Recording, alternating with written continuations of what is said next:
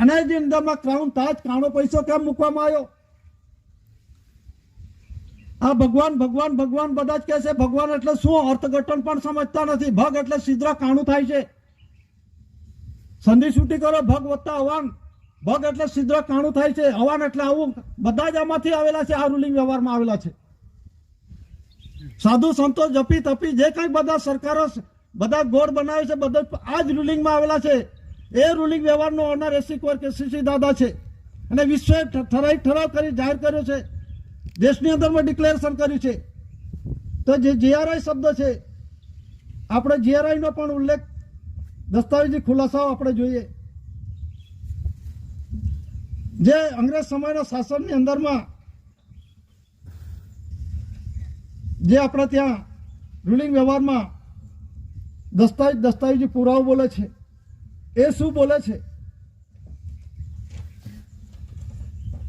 આ એક 10 રૂપિયાની કરન્સી પ્રોમિસરી, આ જે કરન્સી છે, વચન ચિઠ્ઠી છે અંગ્રેજ સમયના શાસનનો.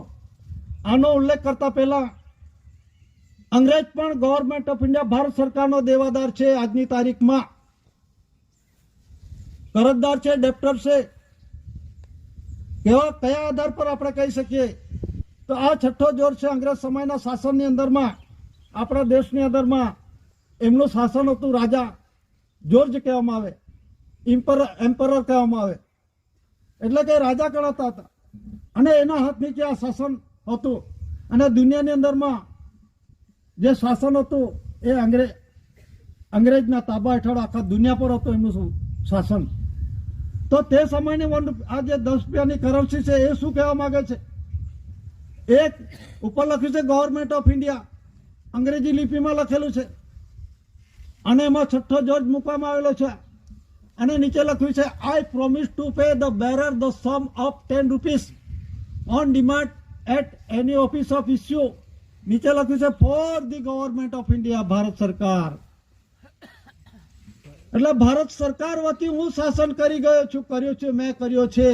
તો ભારત સરકાર પાસેથી જે કંઈક ઉત્પન્ન આ દેશનો અઠમઠ્ઠ ધાતુધન સંપત્તિ જે કંઈક મેં વાપર્યું છે, એનો મેં કરજ દીધું છે. આ કરન્સી ક્રમાંક નંબર બોલે છે, આંકડો આમ નામ નથી મૂકી દીધો.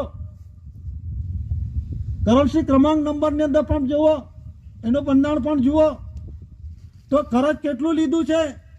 તો આ જે કરન્સી ક્રમાંક નંબર લખેલો છે D69